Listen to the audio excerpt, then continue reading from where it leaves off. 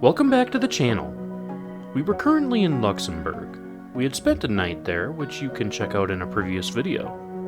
However, today we wanted to find out what the ancient German city of Trier was all about. We made our way to the beautiful Luxembourg Gare main train station. It's fueling up before our journey. Nice warm cappuccinos and chocolate cappuccino. We the only people using the trains today, Catherine? I think so. Where is everyone? Trier is located in the far western side of Germany, near the border with Luxembourg. The city has been important throughout history, mainly because of its location on the Mosel River. Another reason for its importance, and one of the reasons we wanted to see it, is that Trier is considered to be the oldest city in Germany. Founded in the 4th century BC by the Celts, the city came under Roman rule as Augusta Treverorum. At its height during the Roman Empire, the city had a population of between 75 and 100,000 people, and it was one of the 4 capitals of the Roman Empire. The city was not only a staging area for troops moving into Germanic territory, but it was also a lively place for trade and healing baths. Given this history, it's no wonder that Trier has some of the most well-preserved Roman ruins in Europe, and we intended to see as much as we possibly could while we were here. From the train station, we walked towards the front gate of the city, where we could find the tourist office. Here we purchased the Trier Antikenkarte, a discount card that offers admission to 4 of the Roman sites in the city, as well as a free admission to the Rheinisches Landesmuseum. This ticket costs 18 euros, but if you wanted to visit all of these sites individually, it would end up costing about 24 euros. Not a huge savings, but a savings nonetheless. Catherine blew a tire already. Yeah. Are you excited to see some ruins? I am. Yeah. After getting our ticket and having a bit of fun, we made our way to the gate of the old Roman city, the Porta Nigra. This gate was built in 170, and it remains the best preserved Roman gate in all of Germany. In fact, it's a UNESCO World Heritage Site. This gate has had a wild history, and it was never actually completely finished, something that you can easily see from the gate's lopsided appearance.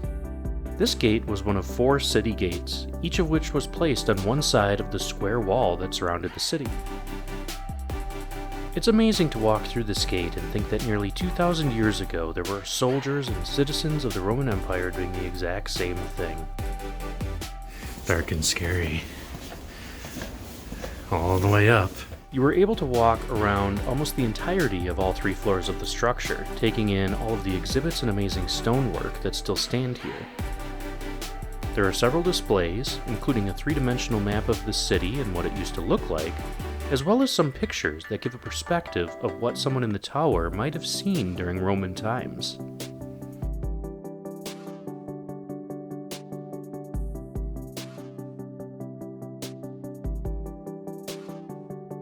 In a strange twist, this gate was actually converted into a church during the Middle Ages. Another building and a roof were added to the structure, as well as a long series of steps. St. Simeon's Church lived for nearly 750 years before it was ultimately dismantled and returned to its simple Roman state by Napoleon in the early 19th century. There are still a few areas of the building from the old church that were left standing, generally because they helped to keep this building structurally sound. The Porta Nigra is an amazing piece of ancient architecture. The admission price here is 4 euros per person. Of course, we were able to use our antiquity pass. From the gate, we made our way into the city, following along the main road through cheery little squares until we came to the other side of the city. Here we found our next stop, the Forum Baths. These baths are currently enclosed by a huge glass building, offering anybody walking by a view into the past. The Forum Baths were actually discovered by accident in 1987 during the construction of a parking garage. It's believed that the baths were originally built in the 2nd century, and they were popular due to their location in the middle of town. However, it's believed that the baths fell out of use in the 5th century when the city was being continuously sacked. When we visited, we were the only people in the entire building. What do you think, Catherine? Looks peaceful. Yeah. I feel like we're in a library. We're the only ones here. Yeah. During the Middle Ages, it was believed that the ruins of these baths were scavenged and used as a quarry to build other structures around the city, until eventually the baths were covered up and the area was turned into a cattle market. Kind of looks like our local YMCA, doesn't it? Yeah, exactly. Exactly. So this shows how they made the floors warm by having chambers underneath where they lit fires and things like that. Just like our heated floors, right? Our floors are heated. These brick openings are where the fires would be lit, heating the ground and the pools above. There are several areas here where you can sit and learn about the baths in ancient Trier, and we actually learned quite a bit from just walking around and looking at these exhibits and the signs that are posted here. The Forum baths were cool and all, but now we were on our way to see some Roman ruins that are actually still being used. We found this in the old Roman bridge, the Römerbrücke. This bridge crosses the Mosel River and has quite a history. Old bridge, huh? Yeah, the oldest bridge in Germany, actually. Yeah, and Cool. the pillars are the oldest part, right? 2nd century. Yeah. And so this bridge used to lead into the city through a gate that used to stand right here. But now it's gone. And it used to look a lot like the Porta Nigra, which is on the other side of the city. Mm-hmm. Now this bridge is one of 3 that cross from the east to the west side of the river. Back in Trier's heyday, it was the only means of getting from one side of the river to the other. We admired this ancient structure for a bit longer before heading to a nearby, more rugged example of some thermal baths. These are the Barbarathermen, or the Barbara Thermal Baths. These baths are located in a large, open, public piece of land right near the river, where undoubtedly the baths drew their water from in Roman times. These baths were built in the second half of the 2nd century, and historians believe that because the population of the city was growing, the Imperial Baths and the baths in the Forum could no longer hold everyone who wanted to use them. These baths are important for another reason, because at the time of their construction, they were actually the 2nd largest public baths in the entire Roman Empire, second only to the baths of Trajan in Rome. While it does not look like much now, the nearly 43,000 square meter site was once a decadent and enormous marble and stone structure consisting of steam rooms, heated pools, and warm baths. Since 2015, this area has been open to visitors after city leaders built a large jetty and footbridge that stretches over the site, which allows you to get a great view on top of the ruins. Another great thing about this area is that it's a public park, and it's completely free to enter during opening times.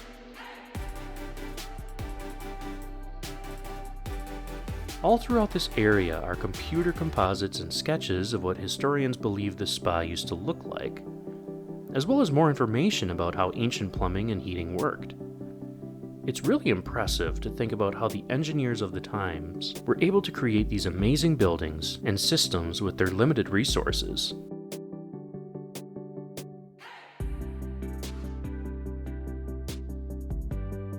While contemplating the ingenuity of the societies that came before us, we walked back through the city on our way to the next stop. At this point, it was in late December, and we could not help but notice all of the beautiful decorations around the city. There were several Christmas markets going on, one of which we highlighted on our video on German Christmas markets, which you can see in the link in the description down below. The decorations also took on some more basic forms, including the little red and green Father Christmases in the traffic signals. With our newfound holiday cheer, we found ourselves at the Imperial Baths. These baths were built in the 4th century AD during the reign of Emperor Constantine. The bath complex was another huge building initiative during the time, and the building looked much more like a palace than a public bath complex. Again, these baths were both regular and thermal, and historians believe that the bathers were able to enjoy some warm water temperatures of up to 40 degrees Celsius, which is about 104 degrees Fahrenheit, basically the equivalent of today's hot tubs. The grounds are extremely open now, and with just a €4 admission price, or the antiquities card like we had, we were able to get the run of the place. We feel like if we were in any other ancient ruins site, it would be entirely closed off to us, and you might just get a glimpse of these amazing structures from some faraway platform. I feel like we shouldn't be walking out here. I know. It was open. It was. But I mean, we have this huge area to walk on. One of the reasons these baths were so well preserved is because the outer structures have been incorporated into building projects throughout the centuries. Until its more recent renovation back into its Roman state, the bath complex was used as a palace and castle throughout the Middle Ages.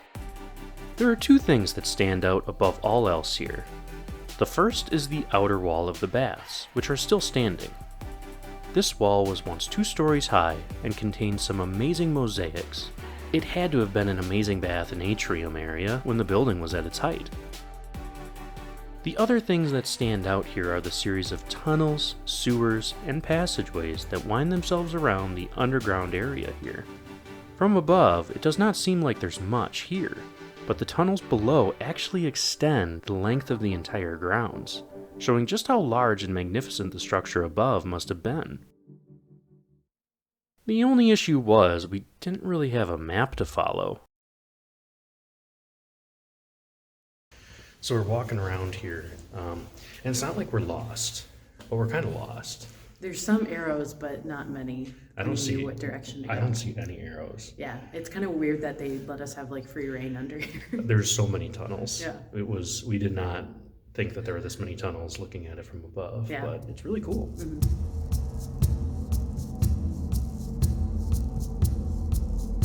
Keep walking towards the light.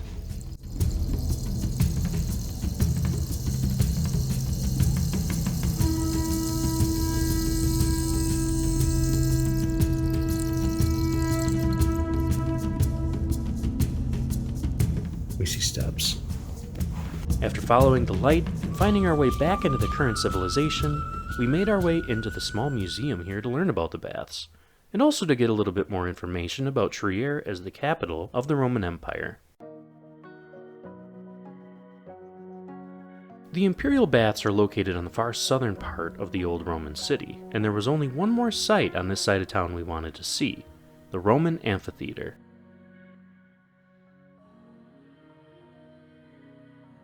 Again, admission here is €4, or the Antiquities card. Getting here was by far the most difficult, because you have to walk uphill and out of town a little ways. Finally, we made it, and again, we were quite impressed. Time has caused soil to be deposited on the old seating areas, and the actual stone seats were removed long ago for building materials, so there's now grass growing where tens of thousands of spectators used to sit to watch animal fights and enjoy some gladiatorial combat. It looks like a big green bowl, but that doesn't detract from how awesome this place is. The amphitheater is located on the far southern corner of the city, and made up part of the city wall at one point. This is now a much more peaceful place, surrounded by quiet, quaint neighborhoods and a few vineyards. Along with being able to walk nearly anywhere you want on top of the amphitheater, you can also make your way down into the basement. Underneath the killing ground is a large open cavern, largely excavated, but having not much left of the original wooden supports, animal cages, staging areas, and elevators that used to be here. Now, it's a flooded, dark, and dank place, though it was probably not much nicer back in the Roman heyday. There are still some shows that take place here, and there are plenty of signs around the park to tell you all about one of Rome's most popular sporting events. On the way down from the hill, we stopped at the Rheinisches Landesmuseum, which is a huge state-sponsored archaeological museum that focuses on the Middle Ages and a huge section of exhibits showing artifacts and Roman Augusta Treverorum. We gained our admission here with our Antiquities card for free, otherwise it costs about €8 for adults. Ready? Yeah. Let's go learn or something. It was really much larger than we anticipated. If you want to learn about ancient Rome, ancient Germany, or just see some great archaeological finds, it's definitely worth the time and money. From there we made our way through an extremely well-manicured garden, and it felt as though we were walking from the classical age into a more modern one. Here we found the Electoral Palace, a 17th century addition to the Basilica of Constantine, which is right next door. This palace was used as a home of the bishops and nobles in the area.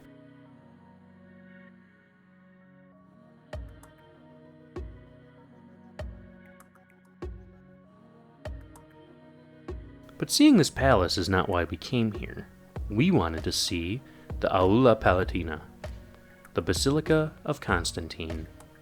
This enormous structure was first constructed by Emperor Constantine during his building projects in the 4th century, and it was used as a greeting hall where he could meet all of his court and foreign dignitaries while in Augusta Treverorum. No filming was allowed inside, but here are some pictures of what we experienced. The building is enormous, and it's completely open inside. It must have been awe-inspiring to those leaders who set foot here to greet the emperor, which is probably the exact effect he wanted it to have. This structure was turned from a royal greeting room to a residence to a home of the bishops, before the city eventually built the Electoral Palace, much later in history. We had seen so many different parts of Roman history through this city, but now it was time to see one of the pieces of history that's still functional. We visited the Trier Dome, or the High Cathedral of St. Peter, and the Liebfrauenkirche. This church is extremely large, and it had its beginnings nearly 1700 years ago as a small basilica built next to Constantine's greeting room. This church is beautiful inside, with polished white stones and frescoes and mosaics throughout. We even were able to hear a choral concert here while just passing through, something which seems to happen quite often.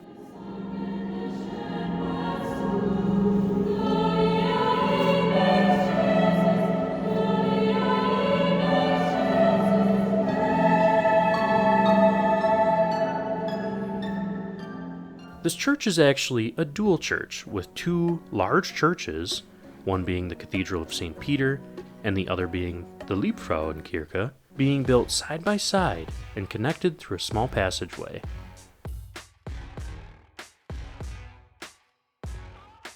This church, too, was absolutely amazing, and we even thought it had much more character than the actual cathedral.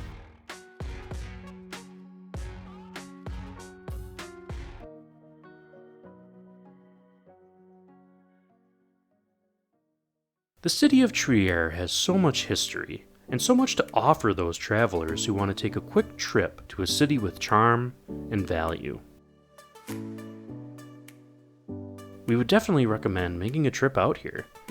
We sure enjoyed it. Thanks for watching this video, and we'll see you in the next one.